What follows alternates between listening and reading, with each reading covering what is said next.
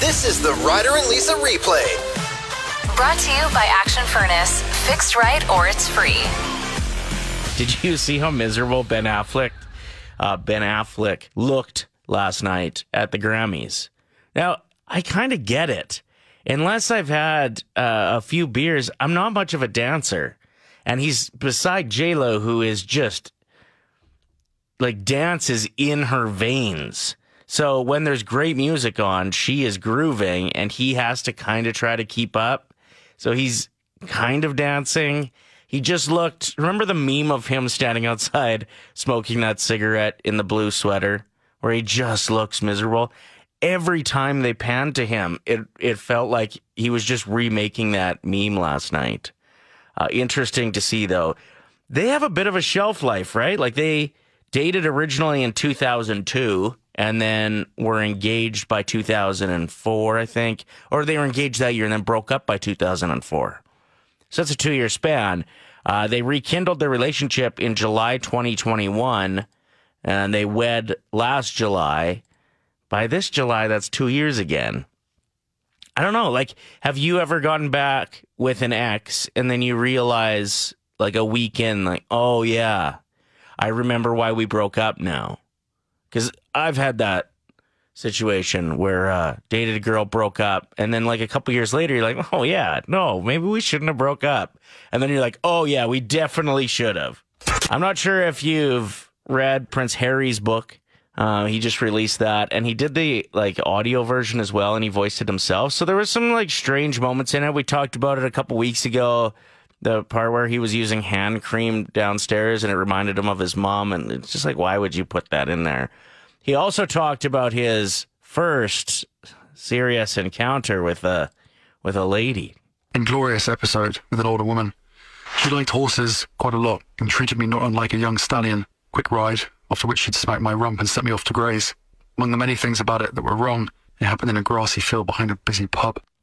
So that's his first experience in a grassy knoll behind a busy pub. I didn't understand some of the other stuff he was saying there, but I think we got the point. Well, I guess the press has been going nuts to find out who this older woman was. She was just a couple years older than him. So he made it sound like it was somebody twice his age. It wasn't. But Sasha Walpole has come forward as the woman in the story.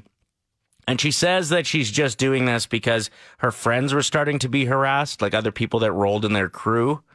So she wanted to, like, just be open about it so that her friends stop being bothered. But you know she's getting paid out big time from the press in the UK for coming forward with that story and for the pictures. And, like, she's getting rich off this story. But no, she's saying it's heroic what she's doing. I am the lady that Prince Harry wrote about in his book, who he lost his virginity to. I've kept this a secret for 21 years. I would never have said anything if he hadn't have put it in his book. We were drunk and having sex in a field. I didn't know Harry was a virgin at the time. You know, it was just a quickie in the field.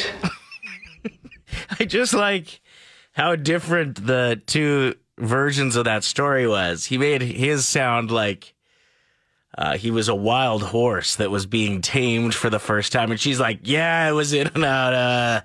We were drunk. It was over. I need to brag for a moment.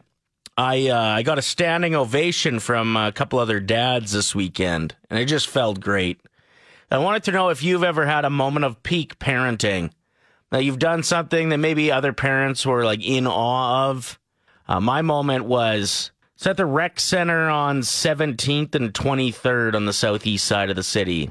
And I got some speed on the water slide. And by speed, I meant I felt like I was going to tear the water slide down. That's how fast I was going.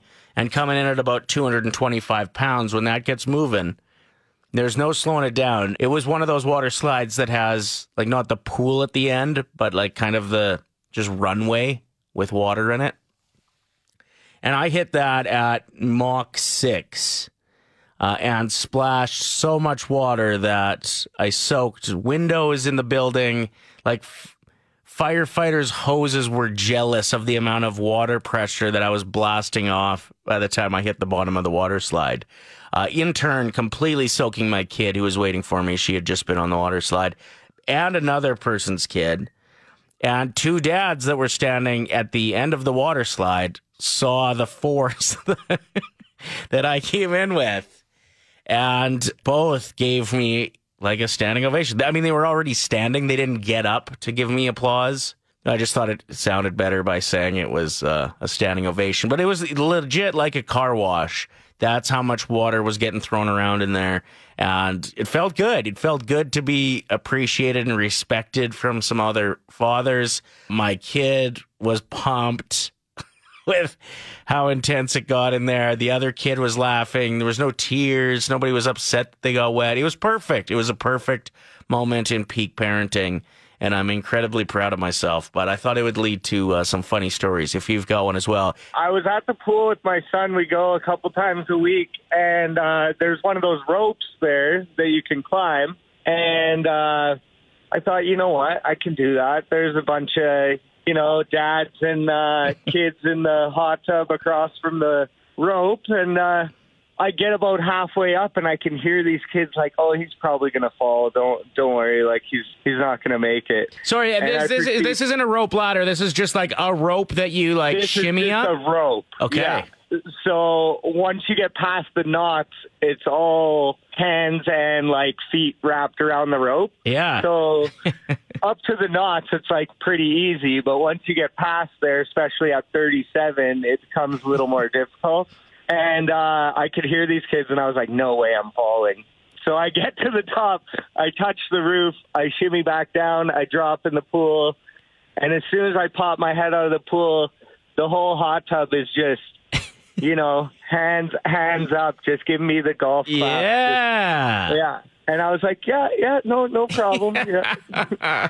Felt amazing. It's Ryder and Lisa's 1K wordplay. All right, Lisa is out sick today, so we're doing this a little bit different. Rhea, normally you get to pick your teammate. Today, you're stuck with a brand new player. That would be Grant from next door on 95.7 Cruise FM. He came in a couple hours ago, and I gave him the 5 words, and he's already given the answers. I will tell you, he answered them very quickly, and in my opinion, did a great job. So I think the $1,000 is within reach. Okay. You're just rolling in a vehicle with a bunch of coworkers? Yes, one is my cousin and 2 are friends, and we work out in Musquatchie. So we're on Highway 2 going to work. Carpooling. Love it. Okay, so the game works. Like I said, it's going to be a little different today. I'm going to give you 5 words. You tell me the first word that comes to mind for each. There is a 25-second timer, and then we're going to go check and see what Grant's answers were. And for everyone that matches, it's $25. If you hit all 5, it's $1,000. Are you ready to rip? Yes, let's do it. Okay. Timer starts as soon as I give you the first word, which is apology. Sorry. Trunk. Car. Poke. Oh. Poke. P-O-K-E. Out. I'm just going to stop the timer for a second. Did you answer that one? Yeah, I said ouch. Okay. I'm going to start the timer again after giving you the next one. Shin. Leg. Go, leg. And garbage. Trash. Okay, let's do this. Okay. The first word that I gave you was apology, and you said sorry. When I asked Grant, this is what he said. Sorry. I asked you, what's the first word that comes to mind when I say trunk? You said car. This is what Grant said. Car. What word comes to mind when I say shin? And you said leg. When I asked Grant, this is what he said. Leg. When I gave you the word garbage, you said trash. This is what Grant had to say. Trash. You were at $100. One word left. If you get it right, you win that $1,000 grand prize. If not, still walking away with, like I said, $100.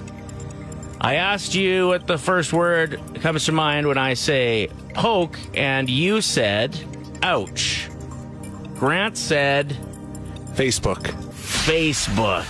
Oh my goodness. Okay. One thing, I'm So not close. on no social media, so I didn't even think about that. Well, you did great. $100. Nothing to complain about. And it's very close to the 1,000. Thanks for playing. Thanks so much. Bye. Have a Bye. good day. Yeah, cheers. Drive safe. Your next chance to play is tomorrow morning at 7:50, and who knows who will be playing with me then. Maybe Lisa will be back, or maybe I get Jimmy from next door. I'd have to move the microphone a lot lower. He's a little person. Anyway, that's tomorrow morning at 7:50. Be back. Peak parenting moves. This text says, my peak dad move was showing up to the airport with my family 3 hours early. Yeah, nice move. This one says, my mom had a peak mom moment with 2 fly swatters in hand. When I was little, she managed to dismantle a wasp's nest in my playhouse without getting stung. It was all kinds of awesome. Thank you for that text. It's not as athletic as yours, but my kids used to have a barbecue for daycare. And so I used to bring a mac and cheese dish, and everybody requested it. They thought it was so awesome, and they thought it was just like the greatest thing. The staff, the kids. So every year they would request it. But little did they know that it was actually like freezer. I bought it at Safeway. But they all thought it was like your special homemade mac and cheese? Yeah. I just never, corrected them. I was just, originally I just put it in a glass dish because I thought the tray was too flimsy to transport. And then over the years, it'd get fancier and fancier. I'd put breadcrumbs on it and, Yeah, if you take any food out of a store-bought container and put it into something from your home, people will believe you made it. I did it with fried chicken the other day. And my buddy's like, man, did you make this? Like, no, it's KFC, bro. Like, it's my secret recipe. Yeah, 11 herbs and spices. Yeah. I started this with my son, and now he's about 2.5. It's called Mom Tack.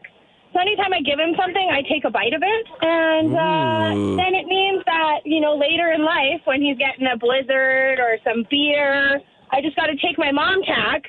And then when he grows up, he'll know what it's like when the government takes all the taxes from him. So I'm just preparing him for life. And my son doesn't even notice right now because he's 2.5, so he doesn't care that I take 2 or 3 of his fruit snacks. And then when he's 16 and I catch him drinking beers, I'll be like, well, mom tax, take 6 of these, leave you 4. Came across an interesting story. A woman was arrested for domestic assault for hitting her boyfriend in the head with a whole chicken. Now, I had to do a little digging on this because frozen chicken, yes, absolute weapon. Cooked chicken, I don't know. Doesn't seem like it would hurt that much. And if she really swung the chicken carcass, you would think, what, are you holding it by the leg? Probably. You got to think that the rest of the chicken would detach from the leg if you were swinging it hard enough. Even if you palmed the chicken and hit somebody with it, it feels like it would hurt less than just a slap, They managed to confirm the story because he still had chicken residue left in his hair after being assaulted with the chicken. Like I said, if it would have been frozen, I'm all on board. Arrest the woman. Cooked chicken feels like it would be kind of weird, but not painful. The Ryder and Lisa replay. Brought to you by Action Furnace. Fixed right or it's free. Play 107.